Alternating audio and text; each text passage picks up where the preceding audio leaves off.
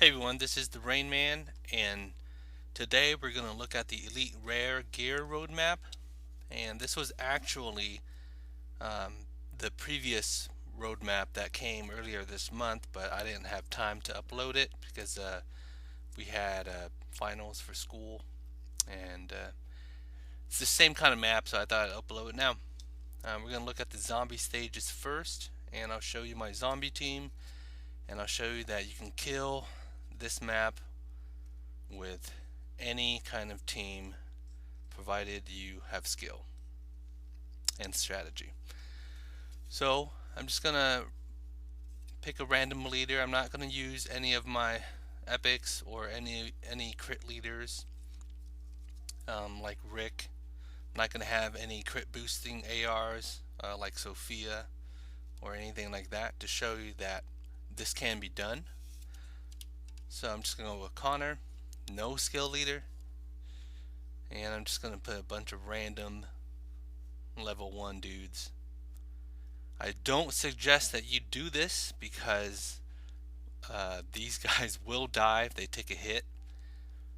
Here's Sophia, one of the best 3 stars that you can pull from the for a 3 star.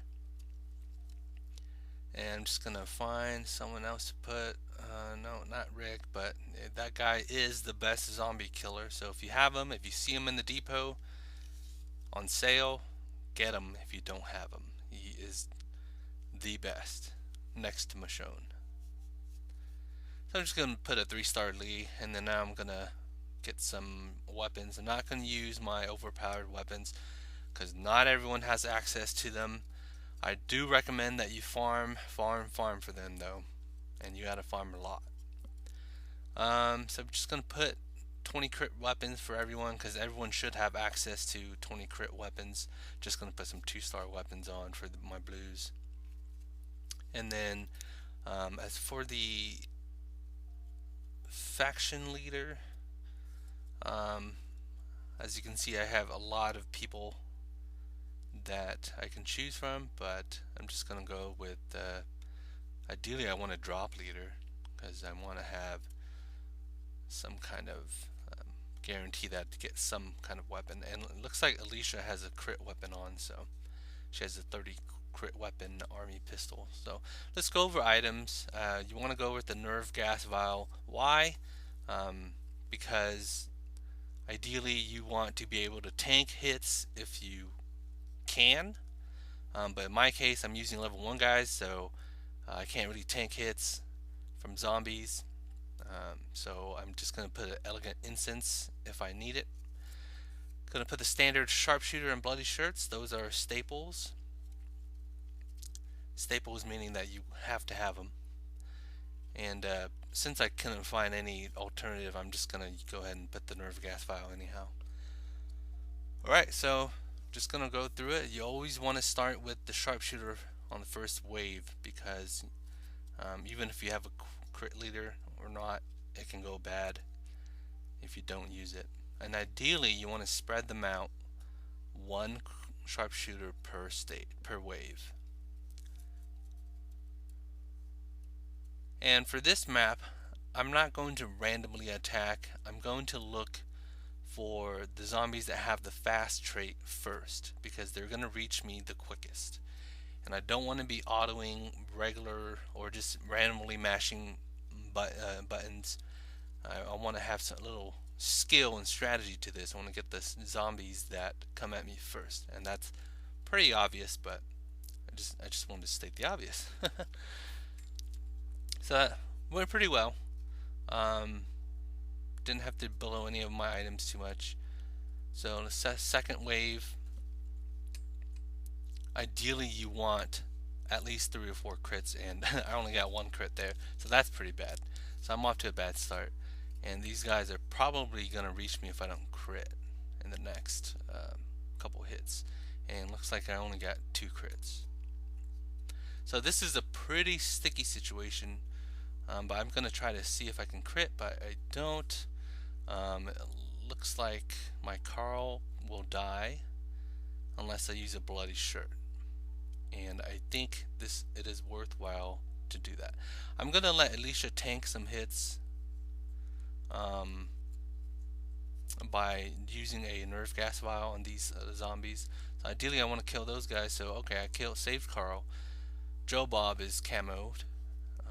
Alicia tanked some hits, and then now I'm gonna have to use Alicia's AR to heal her to full, and then I'm gonna have to use another sharpshooter, unfortunately, but I have no choice here. I'd rather not die yet, or not have any deaths. So Joe Bob is still good, but I'm gonna have to heal Alicia to full and make sure that she tanks these 2 hits. Okay, that's pretty good. She's just gonna tank another hit there. The first time that I used the nerf gas file, I forgot that I camoed Joe Bob, and so Alicia actually tanked 2 zombie hits. One of the hit was not mitigated with the nerve gas vials, and the other was, so thankfully she lived. Okay, so we're looking kind of down here. We're short 1 sharpshooter, but we'll just try to make the best of it. We still have an elegant incense in case we need it. And a little trick about the elegant incense or any revive with gold is if you just wait until the last person standing and you have zombies standing over your dead bodies, and then if you revive the zombie, the people who revive with zombies on top of them will instantly kill the zombies. So that's a neat little trick. I don't think I do that in this video, but I think I've shown it before in my other zombie videos with Rick as the leader. So it's pretty good. I don't think I didn't have to use a sharpshooter there, so we're back on track.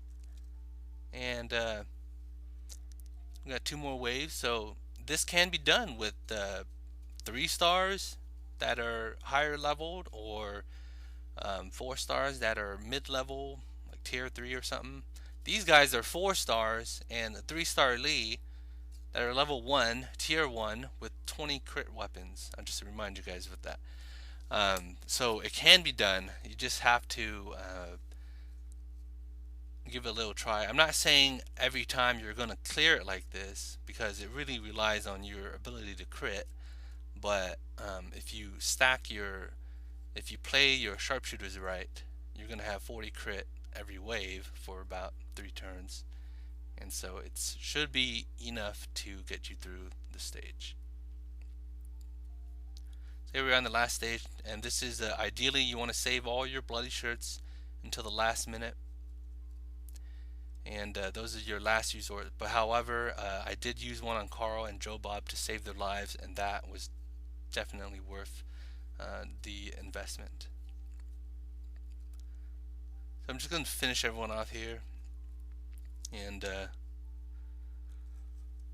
didn't have to use the shirts, but that's okay. Now I'm just going to use it now, just so I make sure I get the kill. And there we go. That's the end of the Walker roadmap, and I'll show you guys with my next video how to kill the humans with the human stage with the characters that are horribly leveled. Unfortunately, some of my guys are in the scavenger camp right now, and I can't do that. And my other video that I haven't uploaded yet is a little bit sketchy. It's a little fragmented, so the quality's not good. But essentially, I just used this kind of team, just all blues for humans, because you want to kill the reds. The reds are very tanky. And this is about the same lineup that I used, except minus Molly. Instead of Molly made it super easy, so to make it hard, and not everyone has access to Molly, so to make it harder on myself, I used a Denise that was tier 2 level 50, I believe, and with this lineup I was able to kill. But anyhow, with humans, you always want to use the standard staples, the tear gas and nerve gas vials, and you want to use some pots. And it's your choice to use a muscle booster or stamina booster or um, the attack boosting items, but I prefer the stamina boosters or any of the boosters, depending on how heavy your team is on melee or range, because uh, they last longer. They last 4 turns compared to the attack boosting, which lasts 2 turns. So I found you get more value out of that. So once again, this is Rain Man from the Macon server, and thanks for watching my videos. And I'll try to get that video uploaded. Thanks. Peace.